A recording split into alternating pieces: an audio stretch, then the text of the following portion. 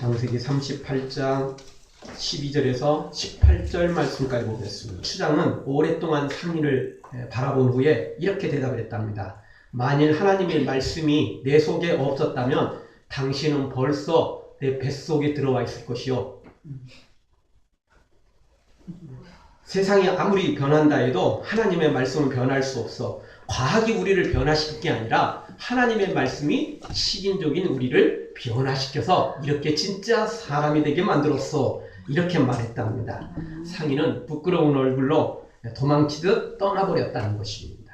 그렇습니다. 우리가 지금 과학이 너무 발달된 사회에 살고 있습니다. 그래서 과학이 다인 것처럼 우리가 착각에 빠져 살고 있습니다. 그래서 수많은 사람들이, 지식인들이 그렇게 말합니다. 야, 이거 과학적이냐? 아니냐? 그렇게 말합니다. 이거 학문적으로 맞냐? 틀리냐? 보통 그런 말을 많이 합니다. 그러나 우리가 기억해야 될 게 있습니다. 과학이 발달한 지금, 그러면 도둑놈들은 없어졌나요? 살인자들은 없어졌나요? 나쁜 놈들은 세상에 사라져가고 있나요? CCTV 곳곳에 생기니까 정말 이 악한 사람들은 다 사라져가나요? 그렇지 않습니다. 배우고 똑똑한 놈들이, 도둑놈들이 더 많다는 사실을 우리가 지금 시대에 더더욱 잘 깨닫고 있습니다. 정말 큰 도둑놈들은 어떤 놈들이죠? 잘 배운 놈들입니다. 똑똑해야 사고도 크게 치지, 똑똑하지 못한 사람은 높은 자리에 올라가지도 못하고, 올라갔다 해도 기가 막히게 그렇게 사기도 못 쳐요. 다 들통납니다. 누가 그런 사기 치죠? 똑똑하고 잘난 사람들, 잘 배운 사람들, 아는 사람들이 그러는 거죠. 그래서 과학이 발달해서 사람이 바뀌는 게 아니고, 사람이 바뀌는 것은 과학과 안 되는 것입니다. 과학 가지고 안 되는 겁니다. 사람이 바뀌는 것은 진짜 하나님의 말씀이 임해야 되고, 그리고 하나님의 그 놀라운 은혜가 임할 때 진짜 사람으로 바꿔갈 수 있는 것입니다. 과학이 발달한다고, 지식이 들어간다고 사람이 조금 더 양심적이 되고, 조금 더 거룩한 사람이 되고, 조금 더 선한 사람이 된다? 관계없습니다. 전혀 관계없습니다. 교양이 있다고 진짜 선한 사람이냐? 그렇지는 않습니다. 전혀 그렇지 않다는 사실을 우리가 알게 됩니다. 사실 우리나라 이 역대 대통령들 보면 정말 대부분 대통령들이 다 감옥에 한 번씩 들어가고, 본인이 뭐 안 가면 자식들도 가고, 꼭 이랬습니다. 왜 그랬죠? 그 비리 문제입니다. 비리. 참 그 비리 문제, 참 이거 벗어나기가 쉽지가 않습니다. 이런 비리 누가 하는 거죠? 잘나고 똑똑한 사람들이 하는 겁니다. 못난 사람, 미련한 사람, 어리석은 사람 못합니다. 잘나고 똑똑한 사람들이 이런 걸 배운 사람들이 하는 것입니다. 우리가 기대하는 것과 현실은 너무나 이 천양지 차이가 있습니다. 그렇게 배웠으면, 그렇게 똑똑하면 나라와 민족을 위해서 할 것 같은데, 아니 그 정도 출세했고 그 정도 부귀영화도 누렸으니까 진짜 백성을 위해서, 국민을 위해서 좀 이렇게 헌신할 것 같은데 전혀 아닙니다. 사람을 만드는 건 따로 있습니다. 바로 성경이죠. 성경은 우리에게 이렇게 말합니다. 잠언 16장 2절, 사람의 행위가 자기 보기에는 모두 깨끗하여도 여호와는 심령을 감찰하시느니라. 16장 25절에 이렇게 말합니다. 어떤 길은 사람의 보기에 바르나 필경은 사망의 길이니라. 분명히 우리가 보기에는 옳은 길인데, 바른 길인데 사망의 길일 수 있다는 것입니다. 우리 사람들은 두 얼굴의 지킬 박사와 하이드처럼 그렇게 두 얼굴을 가지고 살아가는 존재가 바로 우리라는 사실을 기억해야 됩니다. 오늘 성경도 그렇습니다. 오늘 성경의 내용을 보면 정말 이 성경에 나와 있다는 것만으로도 왠지 낯뜨거운 느낌을 줍니다. 왠지 숨기고 싶은 마음이 드는 정도죠. 음란, 불륜, 막장서적도 아닌데 성경에 이런 내용이 기록되어 있다는 것 자체가 왠지 우리 마음을 조금 좀 어지럽게 만듭니다. 현대처럼 이렇게 자유로운 시기에도 우리가 이런 마음을 갖는데, 옛날 보수적인 시기에 살았던 사람들이 이 성경을 고스란히 그렇게 기록해 놨으니까 이게 참 어땠을까 궁금해지기도 합니다. 우리 가문하고 아무 상관도 없는 이 사람들 이야기조차도 우리가 부끄러워지는데, 여기 유다, 연관된 직접적인 연관을 가진 유다 지파 사람들은 어떤 마음을 가졌을까 하는 생각이 들어갑니다. 그런데 오늘 16절에 보면 유다는 이렇게 말합니다. 그는 나보다 옳도다. 다말의 행위에 대해서 이야기하죠. 마지막에 유다는 그는 나보다 옳도다 인정합니다. 유다야 본인 당사자였으니까 뭐 그렇다고 치고 이 사건을 후손들이 언급합니다. 어디에 나오냐면 룻기에 나옵니다.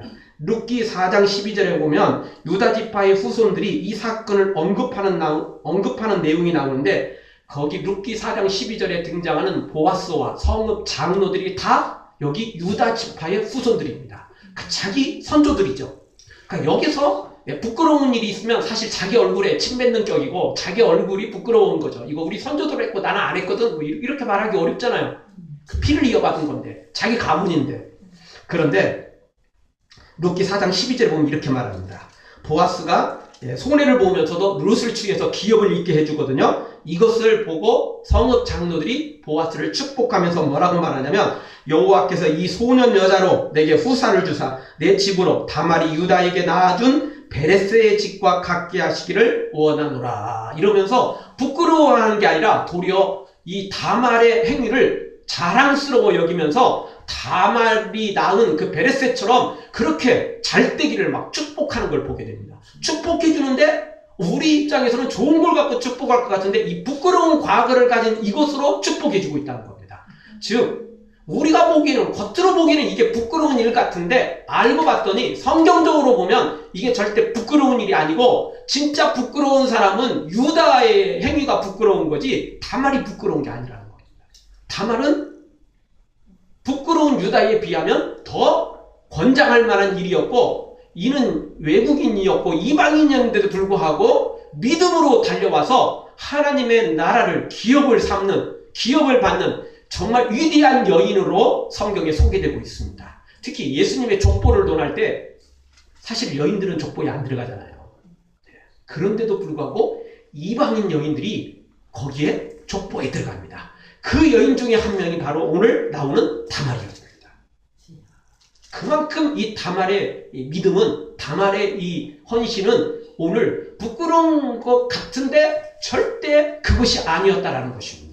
이 여인은 환경이, 상황이 절대 기업을 얻을 수 없는 하나님의 나라에 들어갈 수 있는 환경이 아니었는데도 불구하고 그 유다의 집에서 쫓겨난, 소방마저 진짜 쫓겨난 그런 사람이었는데도 불구하고 다시 자신의 믿음으로, 자신의 열심으로 하나님 나라에 들어가 버린, 그리고 또 자신의 자녀를 통해서 예수 그리스도의 구원에 이르기까지 그 족보를 형성하는 위대한 여인이 되고 말았던 것입니다. 처음에 말씀드렸어요. 똑똑하고 잘난 사람들이 항상 잘할 것 같지만 그렇지 않을 수 있다는 겁니다. 누가 잘 돕습니까? 누가 참 선한 일을 많이 하죠? 생각보다 가난하고 못난 사람처럼 보이는 사람들이 잘하는 걸 보게 됩니다.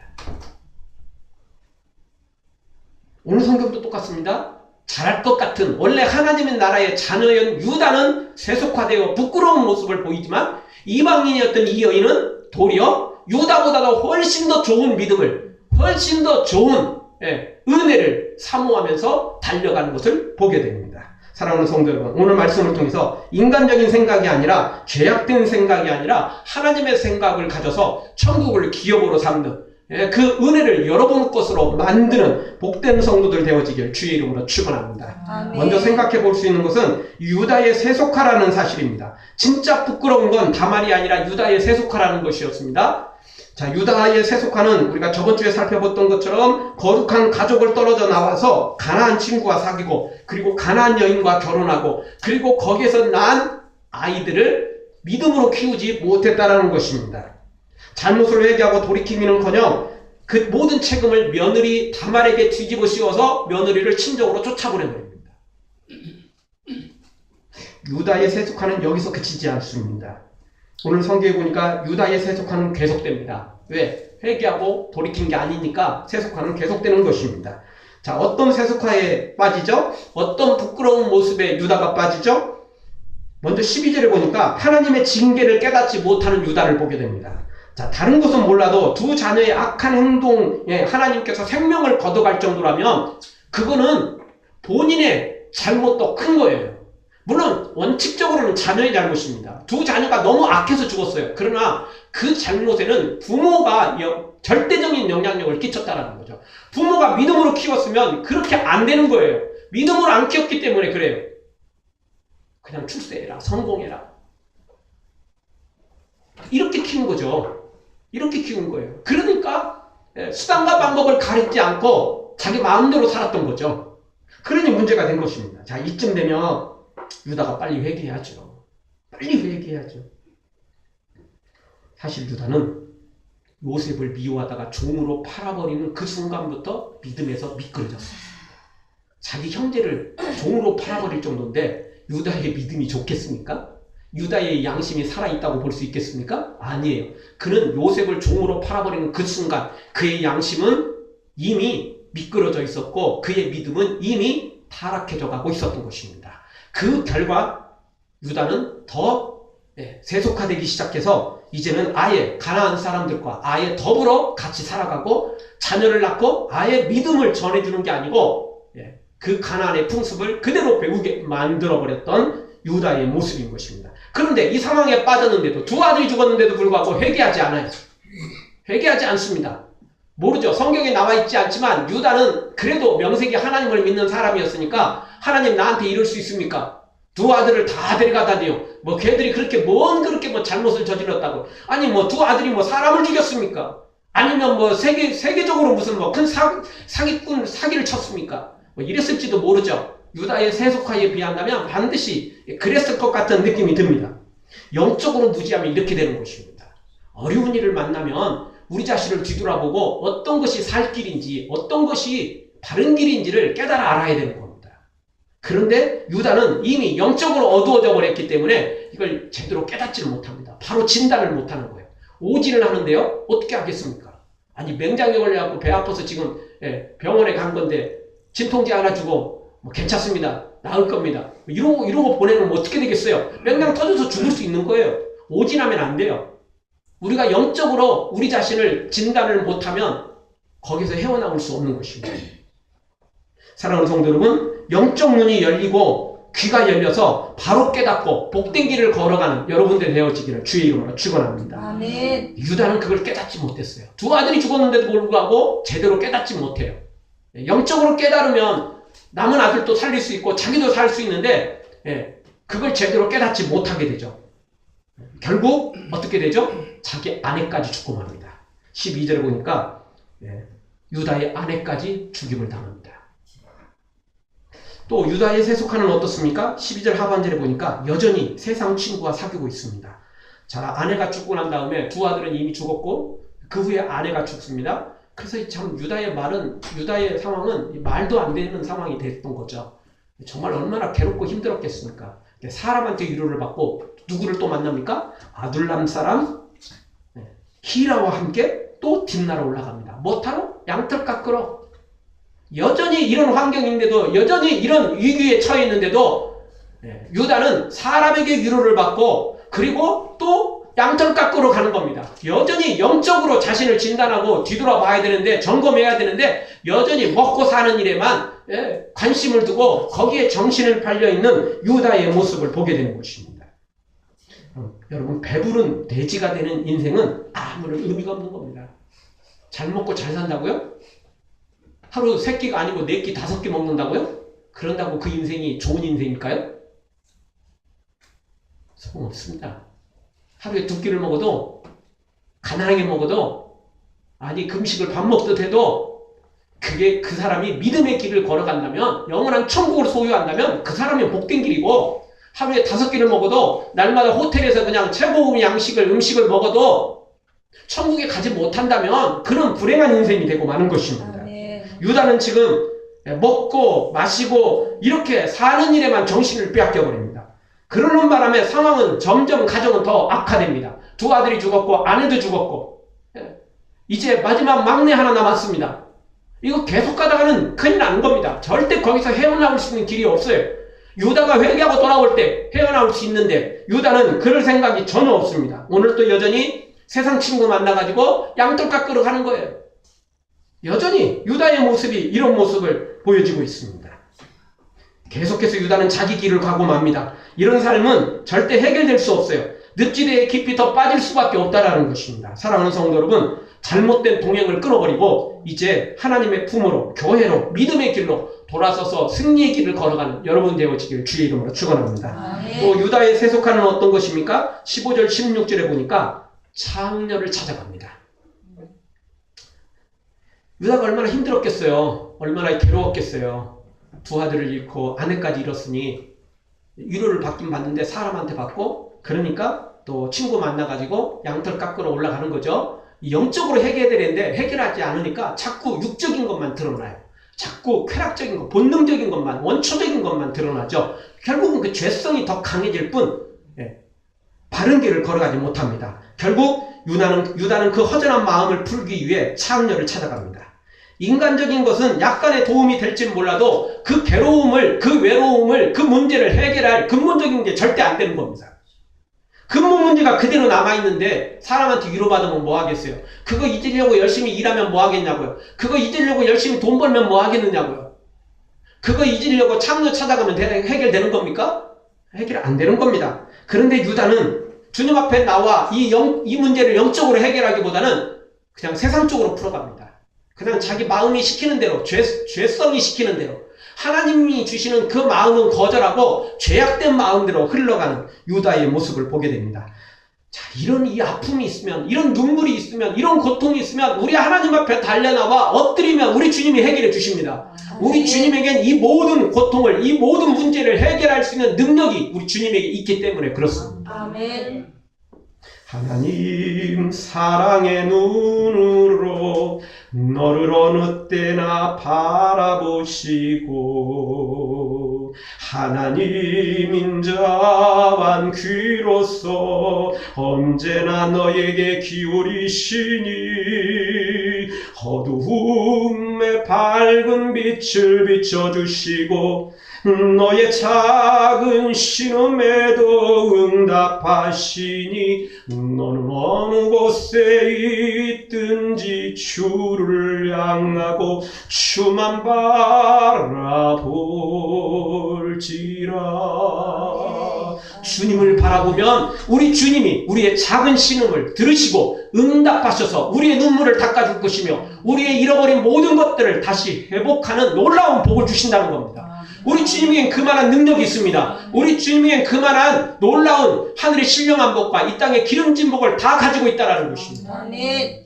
그런데 그 하나님을 찾지 않고 세상적으로 나가니까, 자기 생각대로 나가니까, 세상의 지혜를 가지고 나가니까 유다는 지금 가면 갈수록 더 악화되고 있어요. 가면 갈수록 더 큰 늪지대에 빠져가고 있어요. 이제 유다가 남은 것은 아무것도 없어요. 막내 아들밖에 남지 않았습니다.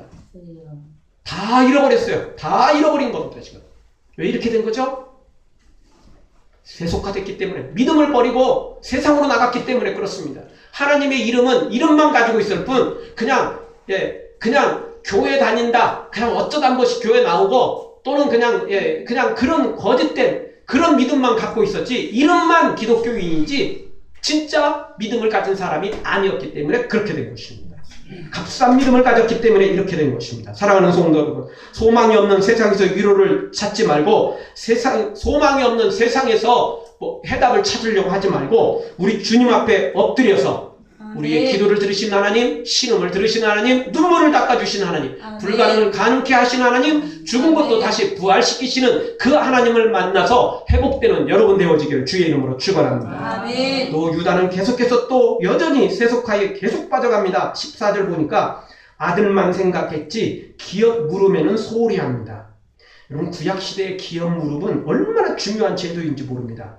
눈에 보이는 기업이 아니라 천국의 기업까지 연결되어 있기 때문에 이 기업이 중요한 겁니다. 우리는 우리 자신만 신앙생활하는 것, 그것이 사실은 좋은 것이 아닙니다. 이 믿음을 후손에게 전해줘야 됩니다. 그게 얼마나 중요한지 몰라요. 나 혼자 신앙생활 잘하는 것도 좋지만 그 믿음을 후손에게 전해주는 것, 그것이 바로 하나님 나라가 확장되는 것입니다. 아멘. 그래서 예수님은 이 세상에 계실 때 3년 동안 교회를 세우지 않았어요. 교회를 건축해 본 적이 없어요. 그럼 예수님이 하신 일은 뭐죠? 제자를 세우는 거였어요. 사람들을 세우는 거였어요. 아멘. 예수님이 하시는 일은 사람을 세우고 후대 사람을 제자로, 하나님의 사람으로, 일꾼으로 세우는 일이 목적이었지, 절대 교회를 키워가지고 100명, 1000명, 10,000명, 10만 명 이렇게 사람을 막 교회 건물을 막 키우는 게 아니었다라는 겁니다. 믿음의 제자들을 키우셨어요. 양육했죠. 그들을 일으켜 주셨다는 거죠.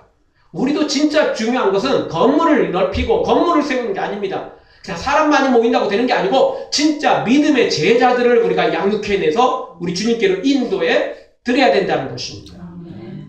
그런데 유다는 지금 기업에는 전혀 관계없어요. 전혀 관계없습니다. 상관없습니다. 그리고는 자기 할 일만 합니다. 그냥 막내 남았으니까 막내는 잘 살 수 있겠지 뭐 이렇게 생각한 거죠. 자, 다말 때문에 두 아들이 죽었다. 그러니까 막내에게는 절대 다말하고는 영간인을 짓지 않도록 만들어야 되겠다. 자, 이렇게 생각하고 다말을 내쫓아버렸죠. 그리고는 아예 이제 인연을 끊었다 생각한 것입니다. 그런데 이것은 엄청난 잘못이었습니다. 기업을 물어야 되는데 그걸 믿음의 자손들을 계속 물려줘야 되는데 유다는 그 일을 하지 않은 겁니다. 이번에 옛날엔 우리나라도 그랬지만 여전히 이스라엘도 똑같은 어느 나라든 다 똑같습니다. 딸들에겐 상속권이 없었습니다. 그런데 모세 시대에 이 슬로보앗이라는 사람이 있었는데 이 슬로보앗이 딸들만 낳고는 아들이 없이 죽었어요. 그런데 슬로보앗 딸들이 모세를 찾아옵니다. 우리 아버지가 분명히 그동안 가문을 일으켜왔고 그래서 우리를 낳았는데 아들이 없다는 이유 하나로 우리가 가나안 땅에 들어가서 기업을 받을 수 없다면 우리는 너무 억울합니다. 그래서 모세를 통해서 하나님 앞에 이 문제를 고소를 하게 되죠. 그랬더니 하나님의 응답은 뭐였죠? 딸들에게는 상속권이 없는데도 불구하고 아들이 없는 집안에는 딸들에게도 상속을 해주라. 이렇게 결정을 내립니다.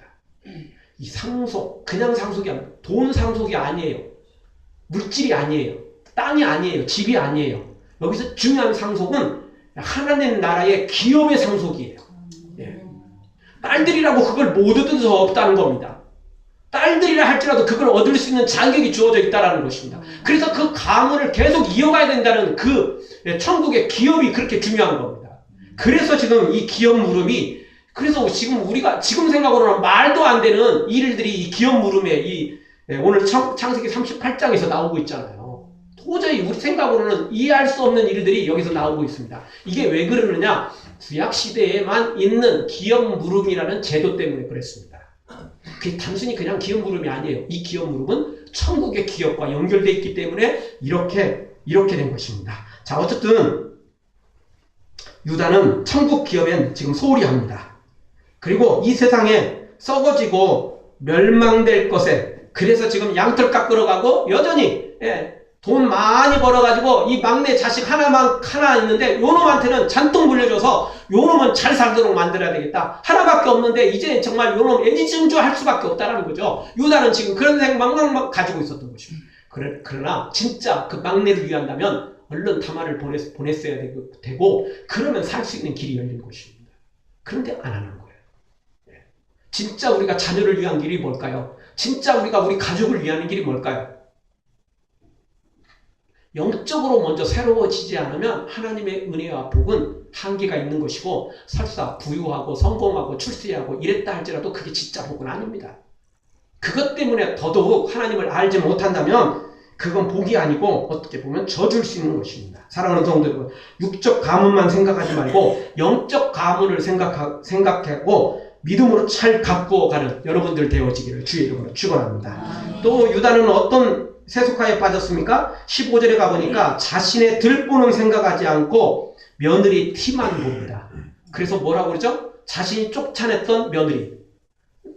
친족으로 쫓아냈잖아요. 그 한마디로 지금 족복한 거예요. 솔직히 족복한 겁니다.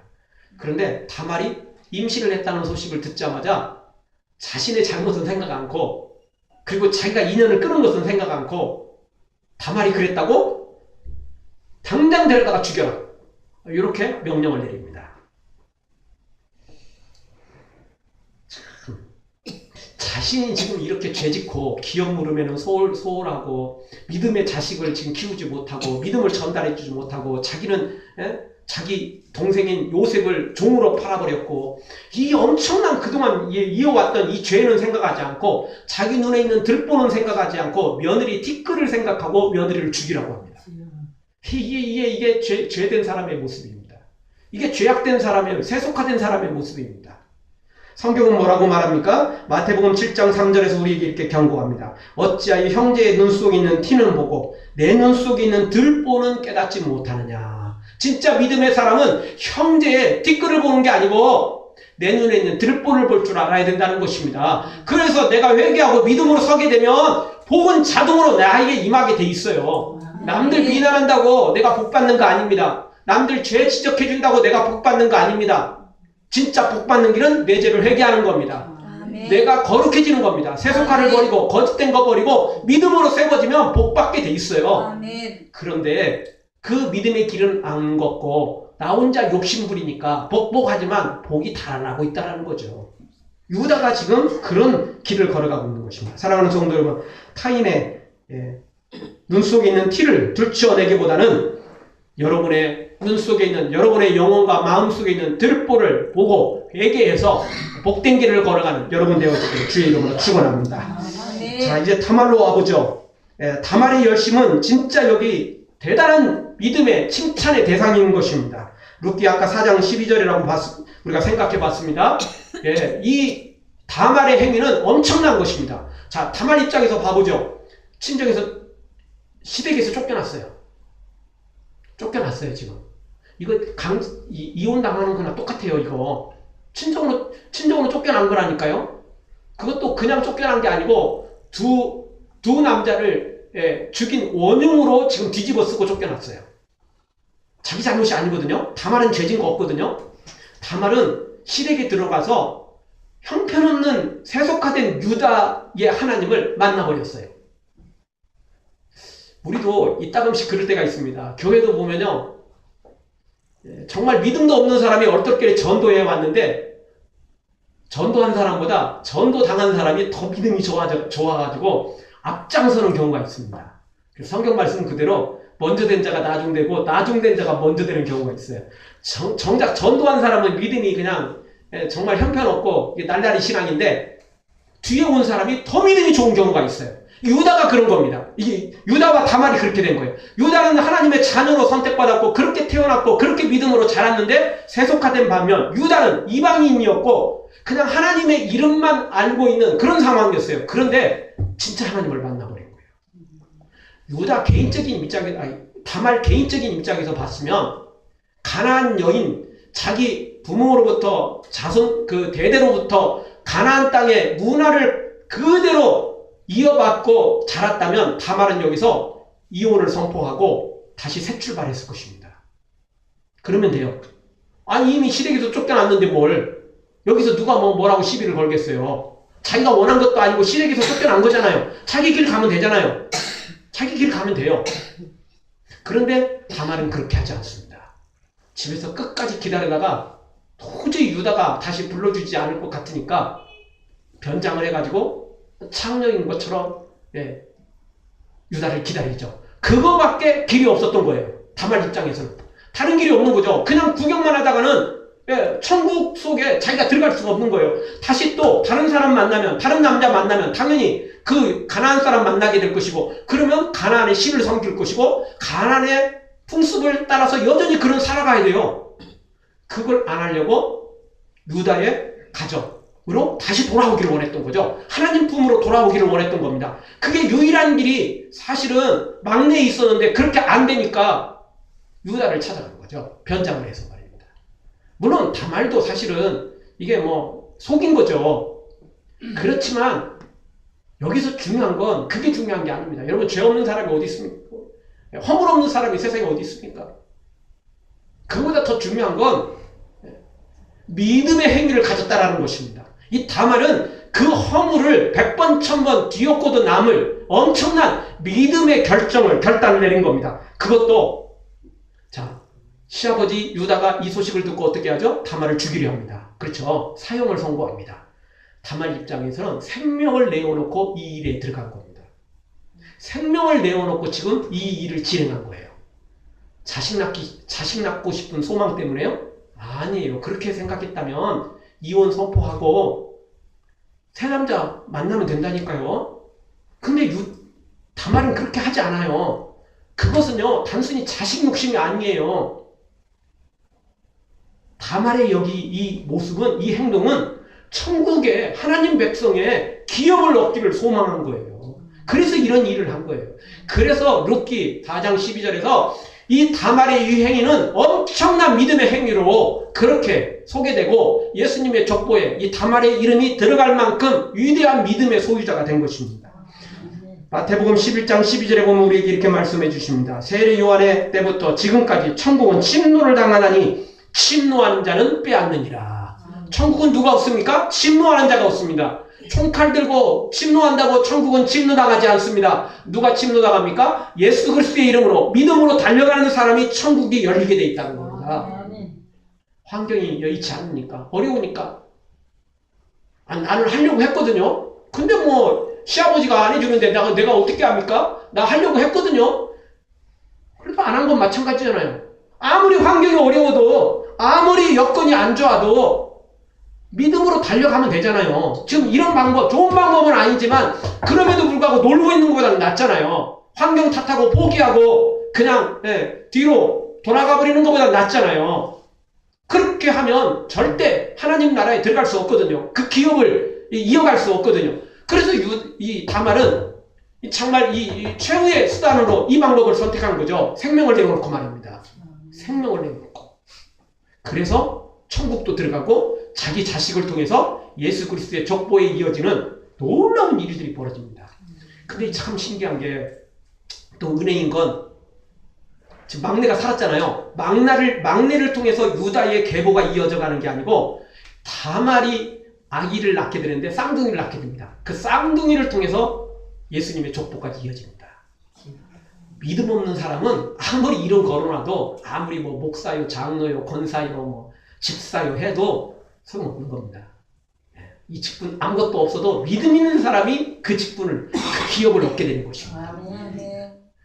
교회 50년 다녔다고요? 그런다고 천국 기업이 이어지는 게 아닙니다. 믿음을 갖고 있어야 돼요. 이름만, 명문만 그럴듯한 유다. 그러나 실제로는 날라리 신앙, 세속화된 신앙, 이런 믿음 갖고는 이어질 수 없어요. 그럼 누가 이어갑니까? 이방인이었던 다말. 그런 여인을 통해서 믿음으로 이어지더라는 겁니다. 자, 다말이 이렇게 아이를 낳고 어떻게 키웠을까요? 자기 생명 내어놓고 하나님을 믿었고 하나님의 천국의 기업 속에 들어가려고 했던 다말. 똑똑히 봤어요. 똑똑히 봤어요. 유다의 두 아들이 죄 때문에 죽은 거 똑똑히 봤어요. 어떻게 키웠을까요? 당연히 말씀으로 키웠겠죠. 당연히 하나님의 말씀으로 키웠겠죠. 그러니까 예수님의 족보까지 이 두 아들을 통해서 이어지게 된 거예요. 그러니까 그 복을 받아 누린 것입니다. 사랑하는 성도 여러분, 환경이 여의치 않는다고 포기하면 안 됩니다. 어떤 환경이 있어도 우리는 뚫고 가야 됩니다. 거친 파도가 있어도 우리는 뚫고 가서 믿음의 결정을 내려야 됩니다. 그것도 생명을 내어놓고 말입니다. 그러면 생명을 얻게 되어 있습니다. 우리 예수님은 말씀하셨습니다. 자기 생명을 자기가 지키려고 하는 자는 생명을 잃을 것이지만 나를 위해서 생명을 내어놓으면, 우리 주님을 위해서 우리가 생명을 바치면 우리 주님이 우리를 살려주신다는 겁니다. 이 땅에서도 잘 살게 할 뿐만 아니라 영원한 천국까지도 약속해 주셨다라는 것입니다. 여러분 모두 다 유다의 세속화된 이 믿음, 날라리 신앙 버리고 이름만, 명분만, 직분만 그냥 그럴싸한 그것에 속지 말고 다말처럼 생명 내어놓고 천국을 침노하여 믿음으로 침노하여 여러분의 것으로 만드는 복된 성도들 되어지길 주의 이름으로 축원합니다. 아멘. 기도하겠습니다. 통성으로 한번 기도할 때 주님, 유다 같은 이런 세속화를 버리게 하소서.